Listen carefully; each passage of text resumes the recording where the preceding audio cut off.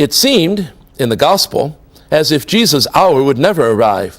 Over and over again, Jesus had spoken about his hour, but always saying that it had not yet come. In the Gospel of John, there's many examples of Jesus' coming hour, with Mary, his mother, at Cana, teaching in the temple, speaking to the Samaritan woman at the well. According to Jesus, the hour was not here yet, hadn't yet arrived, or was coming soon.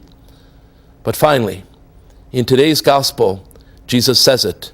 The hour has come. The news about Jesus is starting to spread. For Jesus, this was an indication that his mission was being accomplished slowly but surely. This explains Jesus' comment about all people being drawn to him when he was lifted up. That's what Jesus was about, drawing all people to God.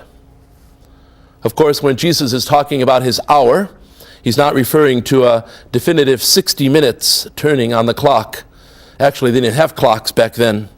What people looked at to get the time was the sun, not a watch or a timer. They watched the sun, which they thought was moving across the sky. An hour, any hour, was determined relative to the position of the sun, which is another way of understanding what Jesus means and what the Word of God has to say to us today. When I am lifted up from the earth, I will draw all people to myself, Jesus said. We can tell what time it is by the position of the Son of God. When Jesus is lifted up on the cross, then we know exactly what time it is. There are about 10 days of Lent left. We're about 3/4 of the way through now.